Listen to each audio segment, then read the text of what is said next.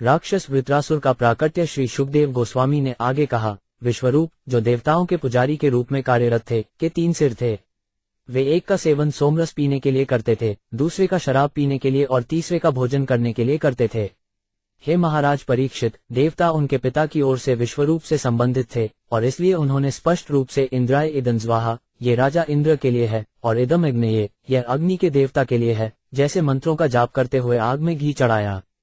उन्होंने जोर जोर से इन मंत्रों का जाप किया और प्रत्येक देवता को अपना उचित हिस्सा अर्पित किया। यद्यपि देवताओं के नाम पर यज्ञ में घी अर्पित करते हुए देवताओं की जानकारी के बिना उन्होंने राक्षसों को भी हव्य अर्पित किया, क्योंकि वे उनकी माता के माध्यम से उनके रिश्तेदार थे। हालांकि एक बार स्वर्ग के राजा इंद्र समझ गए थे कि विश्वरूप था दैत्यों की ओर से हव्य चढ़ाकर गुप्त रूप से देवताओं को ठगना। वह राक्षसों से पराजित होने से अत्यधिक भयभीत हो गया और विश्वरूप पर बड़े क्रोध में उसने विश्वरूप के 3 सिर उसके कंधों से काट दिए। तत्पश्चात सोम रस पीने के लिए बने सिर को कपिंजला फ्रैंकोलिन पार्ट्रिज में बदल दिया गया। इसी तरह शराब पीने के लिए बने सिर को कलाविंग गौरय में बदल दिया गया था और भोजन खाने के लिए बने सिर को तितिरी सामान्य तीतर बना दिया गया था। हालांकि इंद्र इतना शक्तिशाली था कि वो कर सकता था। एक ब्राह्मण की हत्या के लिए पापपूर्ण प्रतिक्रियाओं को बेअसर करने के लिए उसने पश्चाताप से हाथ जोड़कर इन प्रतिक्रियाओं का बोझ स्वीकार किया। उन्होंने 1 वर्ष तक कष्ट सहे और फिर स्वयं को शुद्ध करने के लिए उन्होंने इस पापपूर्ण हत्या के फल को पृथ्वी, जल, वृक्ष और स्त्रियों में बांट दिया।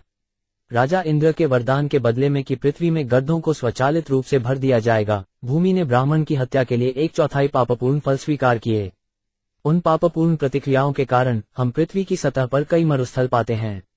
इंद्र के आशीर्वाद के बदले में कि उनके शाखाओं और टहनियों को काटने पर वापस बढ़ जाएगा, वृक्षों ने एक ब्राह्मण की हत्या के लिए 1/4 प्रतिक्रिया स्वीकार की। ये प्रतिक्रियाएं पेड़ों से बहने वाले रस में दिखाई देती हैं, इसलिए इस रस को पीना मना है। भगवान इंद्र के आशीर्वाद के बदले में कि वे गर्भावस्था के दौरान भी लगातार कामवासना का आनंद लेने में सक्षम होंगी, जब तक कि सेक्स भ्रूण के लिए हानिकारक नहीं है। महिलाओं ने 1/4 पापी प्रतिक्रियाओं को स्वीकार किया। उन प्रतिक्रियाओं के परिणामस्वरूप महिलाओं में मासिक धर्म के लक्षण हर महीने प्रकट होते हैं।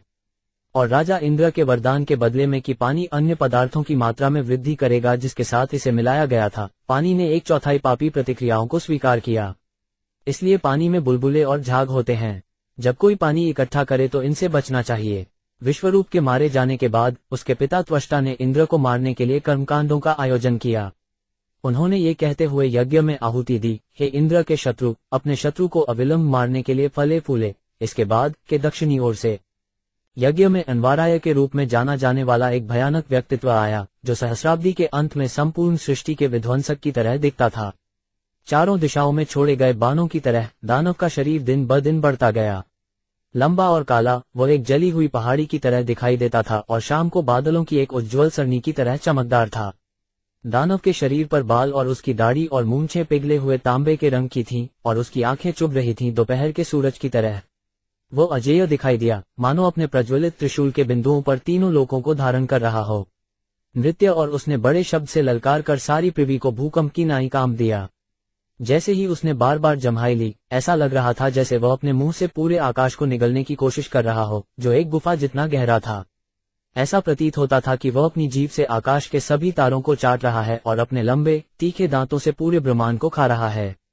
उस विशाल दैत्य को देखकर सब लोग भय से व्याकुल होकर चारों ओर इधर उधर भागने लगे।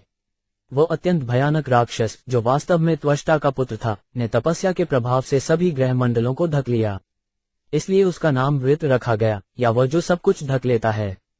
इंद्र के नेतृत्व में देवताओं ने अपने सैनिकों सहित दैत्य पर आक्रमण किया और अपने दिव्य धनुष बाणों तथा अन्य अस्त्रों से उस पर प्रहार किया, किंतु वृत्रासुर ने उनके सभी अस्त्र शस्त्रों को निगल लिया।